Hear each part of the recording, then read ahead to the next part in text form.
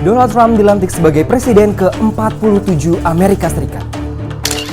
Kebakaran melanda pemukiman padat di Kemayoran, Jakarta Pusat. Usai didemo, Menteri Satrio berdamai dengan pegawainya. Donald Trump resmi keluarkan Amerika Serikat dari WHO. Viral turis perempuan dibegal di Bali. Lapor polisi bayar Rp200.000. PSSI resmi buka lowongan asisten pelatih timnas Indonesia. Bersama saya Muhammad Soekardi, itulah berita-berita headline iNews ID hari ini. Presiden terpilih Amerika Serikat Donald Trump resmi dilantik pada Senin siang waktu setempat. Trump memulai masa jabatan keduanya sebagai presiden ke-47 Amerika Serikat. Pelantikan ini menandai secara resmi peralihan kekuasaan presiden dari pemerintahan Joe Biden ke pemerintahan Trump. Pelantikan Trump dilakukan di Rotunda atau di dalam aula bundar di bawah kubah Kongres Gedung Capitol. Pelantikan berlangsung di dalam ruangan karena suhu dingin cukup ekstrim yang menyelimuti kota Washington. Prosesi pelantikan di dalam ruangan ini menjadi momen pertama kalinya dalam 40 tahun terakhir atau sejak pelantikan Presiden Ronald Reagan di tahun 1985. Upacara pelantikan dimulai dengan musik pembuka yang dibawakan oleh paduan suara gabungan Universitas Nebraska Lincoln dan band marinir Amerika Serikat The President's Own. Hakim Mahkamah Agung Brett Kavanaugh lebih dulu mengucapkan sumpah jabatan wakil presiden kepada J.D. Vance. Selanjutnya, Ketua Mahkamah Agung John Roberts mengucapkan sumpah jabatan presiden kepada Donald Trump. Donald Trump kemudian akan menyampaikan pidato pelantikan. Kebakaran hebat melanda permukiman padat di Jalan Kemayoran Gempol RT 07 RW 08 Kemayoran, Jakarta Pusat pada Selasa dini hari.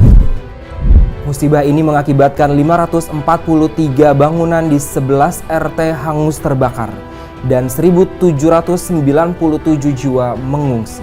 Kepala Pusat Data dan Informasi BPBD DKI Jakarta, Muhammad Yohan mengatakan lokasi pengungsian bagi para korban terdampak berada di dua lokasi, yakni Musola Al-Hasanah dan Masjid Baitur Rahman. Common Center Gul Karmat Jakarta sebelumnya mengatakan pihaknya menerima informasi kebakaran di wilayah tersebut pukul 1 dini hari. Sebanyak 29 unit dan 125 personil pemadam dikerahkan untuk memadamkan kobaran api tersebut. Kapolres Metro Jakarta Pusat Kombes Pol Susatyo Purnomo Condro mengatakan polisi masih melakukan penyelidikan bersama Puslap 4 Polri untuk memastikan penyebab kebakaran. Dugaan sementara kebakaran akibat korsleting listrik di rumah warga berdasarkan keterangan salah satu saksi mata. Kisru Aparatur Sipil Negara Kementerian Pendidikan Tinggi Sains dan Teknologi dengan Mendikti Saintek Satrio Sumantri Brojonegoro berujung damai. PJ Rumah Tangga Kemendikti Saintek Neni Herlina telah berdamai dengan Satrio. Sekretaris Jenderal Kemendikti Saintek Togar M. Simatupang menyampaikan kedua pihak telah bertemu di rumah dinas Mendikti pada Senin malam. Dalam pertemuan tersebut, Neni dan Satrio saling memaafkan dan meluruskan masalah yang ada. Sebelumnya, ratusan pegawai berdemonstrasi di kantor Kemendikti Saintek Jakarta Pusat Senin pagi sebagai bentuk solidaritas atas pemecatan yang dilakukan Mendikti Satrio. Sejumlah karangan bunga dan spanduk turut menghiasi aksi unjuk rasa yang berisi kritik terhadap Mendikti Satrio. Dinilai berlaku kasar hingga memecat pegawainya secara sepihak. Sementara Satrio membantah tuduhan yang disampaikan para pegawainya. Dia mengklaim demo itu buntut dari mutasi besar-besaran di kementerian karena pecah menjadi 3 bagian. Dia juga membantah melakukan kekerasan kepada pegawai. Presiden Donald Trump resmi mengeluarkan Amerika Serikat dari Badan Kesehatan Dunia atau WHO.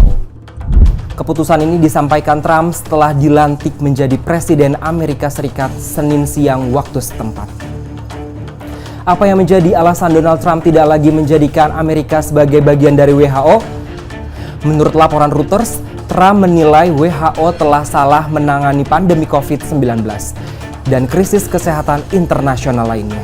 Selain itu, Donald Trump juga mencabut hampir 80 instruksi dari presiden pendahulunya Joe Biden yang bertentangan dengan kebijakan pemerintahannya. Setelah dilantik sebagai presiden, Trump mengatakan instruksi presiden yang dikeluarkan Biden tersebut merusak dan radikal.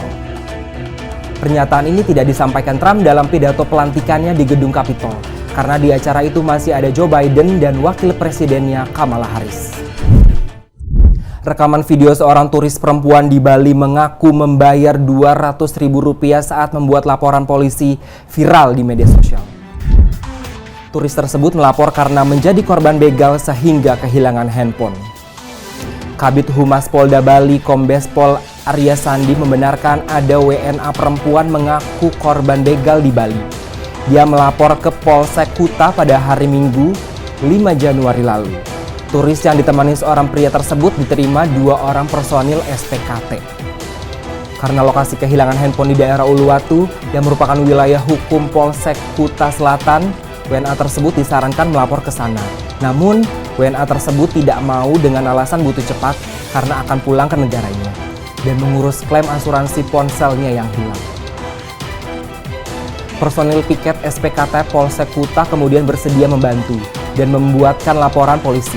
Setelah menerima surat laporan kehilangan, WNA tersebut memberikan uang Rp200.000 kepada personil piket SPKT sebagai ucapan terima kasih.